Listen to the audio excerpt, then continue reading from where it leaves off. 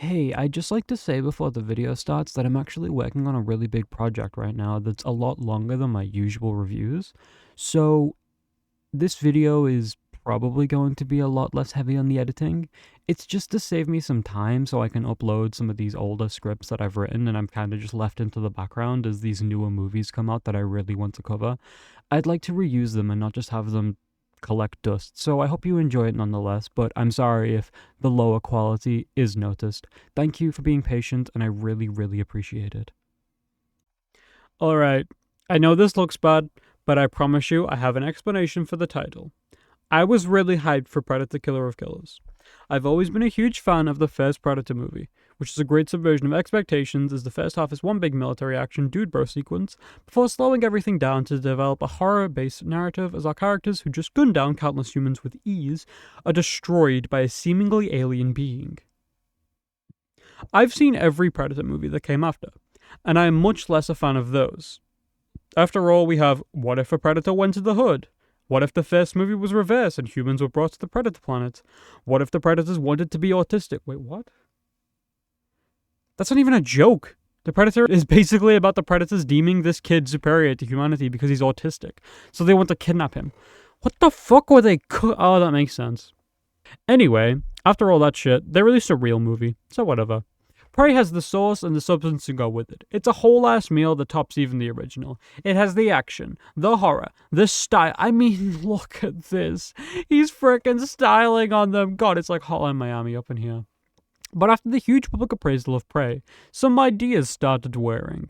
Old Dan Trachtenberg, who had directed Prey, had actually written and made a secret little film in the franchise set to release before the next installment, Predator Badlands, which people are mad about because this Predator has a ponytail or something, so it's woke. Therefore, I will be absolutely covering it because if the worst people out there immediately shit on something, it's probably right up my alley. So I have to thank all the gun and ball game players out there for the free advertising for good movies. But I'm not here to talk about that. I'm talking about the Predator movie.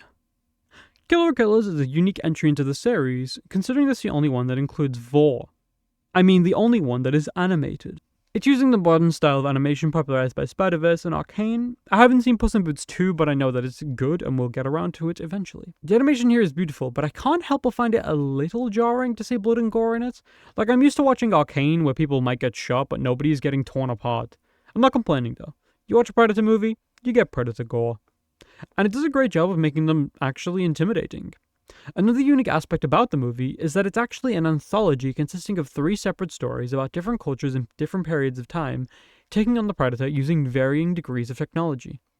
These are titled The Shield, about a mother and son Viking duo, The Sword, about 2 Japanese brothers, one betraying the other for power and glory, the other, scorned and dejected, returning for a duel, and The Bullet, about a World War II mechanic learning what it takes to be a pilot.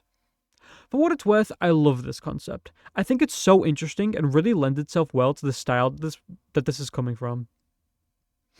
We come in with this beautiful animation style, paired with short stories about characters that aren't particularly complex, but still have justified motives and relations, enough for us to root for them. The second segment in particular is completely dialogueless, with only opening narration. Until the very end where they break that, and I'm very annoyed that they do.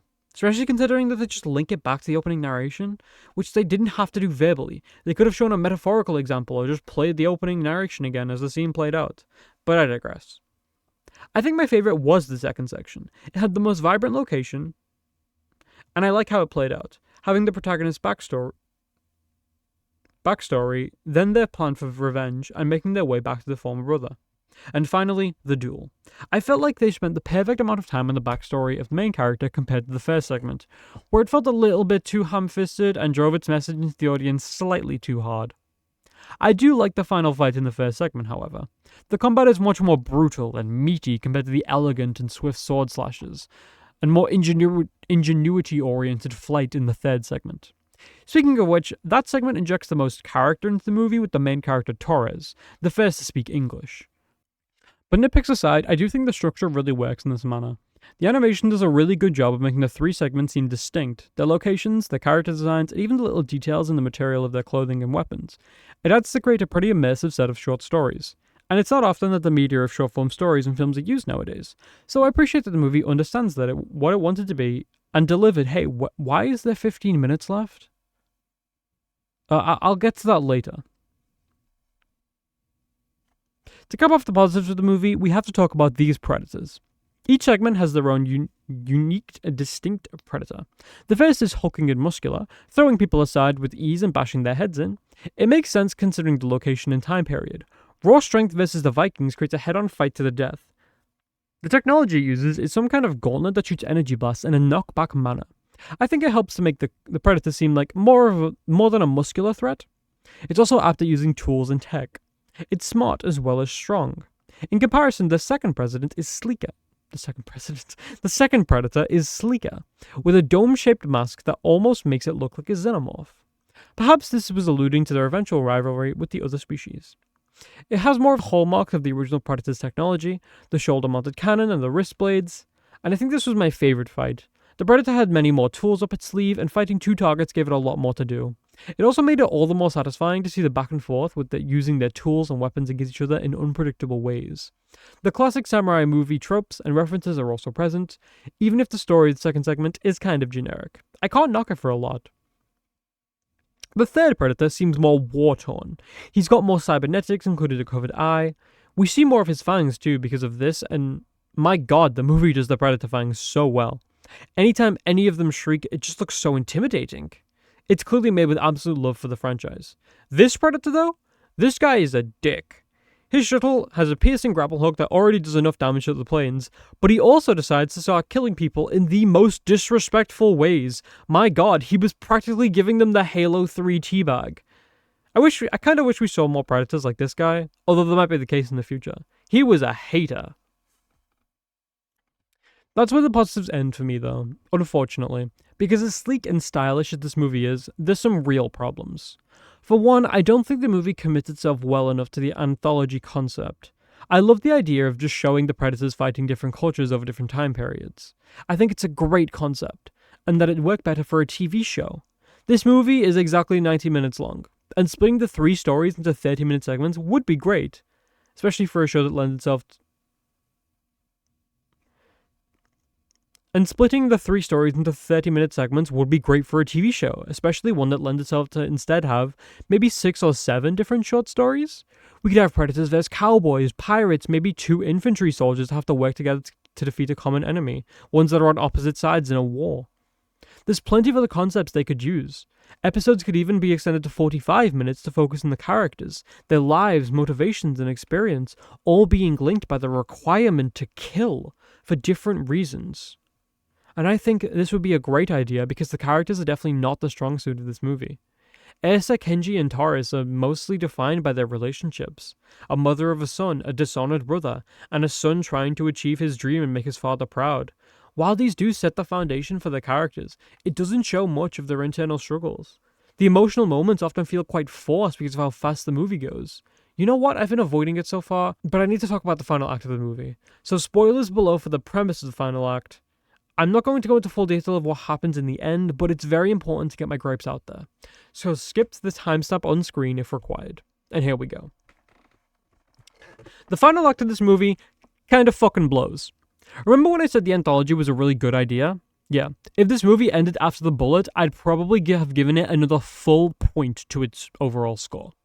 But no, they have to tie in all 3 stories together by having them kidnapped by predators a la Predators, as in the movie, and then duke it out in gladiatorial combat to create the true killer of killers. The concept itself is fine, but like I said before, this would work so much better in a TV show format, having each episode dedicated to one person's story, their internal struggle, lasting 30 to 45 minutes, and showing us a lot more of them, giving us 6 to 7 characters instead of 3. That way the stakes can be raised by having 1 or 2 of them die. Pretty much immediately in this final act, Ersa starts to fight the guys, but Torres can't do shit with the flintlock pistol he's given, and Kenji has a fucking brain, so he's trying to see the predators as the enemy. Half this entire climax is spent with the characters trying and failing to work together until they realize it's stupid of them to take each other out. Or rather, Ersa does, because she's a bit slow on the uptake. And you want to know why she finally snaps out of it? She sees her son in Torres. This is fine, in my opinion, like, no real issues. But then she starts to refer to Kenji and Torres as her boys. Madam, you do not know them like that. Hell, Kenji calls Torres his brother eventually, and it honestly reminded me of El Diablo from Suicide Squad calling the rest of the gang his family, and that is a horrific comparison to make. The few characters also make the stakes extremely low. I at no point thought Torres, Kenji, or even Ersa was going to die, even when it was being hinted at in pretty obvious ways. Having a larger roster would have benefited this a lot. Not to mention how short the climax is overall compared to the movie runtime.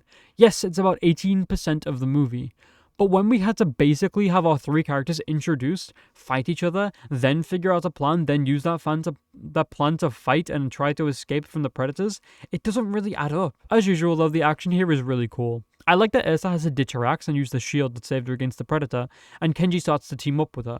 But Torres just gets their bomb shackles off and starts the ship.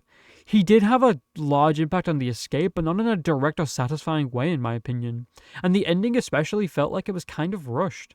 It's not conclusive, it contains more forced emotional moments, but at the very least it does end on a sequel tease that implies that a follow-up onto this movie will include Naru from Prey, as she has been captured and frozen in cryosleep by the predators. And while I'd love to see the return of this character, I do hope it's in good faith and they treat her well. Learning from Prey is a good thing for the series overall, but I don't want it to be what every movie relies on. Alright, spoilers are over for now. Overall, Predator Killer Killers is a very decent movie. It has spectacle, it has style, and characters and stories, and nothing special. It has the sauce, but not the substance. And that's why I have to dub it with the unfortunate title of Hype Moments and Aura. There is nothing wrong with having hype moments and aura, of course, but it's just disappointing that there's no excellent writing to back it up like in Prey or even Predator. So to plug Predator Killer of Killers into a number score, I'm giving it a 6.5 out of 10. Undeniably incredible animation, but please make it a TV show next time. Thank you to everyone for being patient with me. I'm currently working on about 5 scripts at once, so please stay tuned. I also have more series plans other than just my regular movie reviews. I just need to commit to getting them out there. But it's a much bigger project and that is taking a lot of time and effort. Either way, I'm going to do my best. So thank you all for watching these things I make. I really do appreciate it.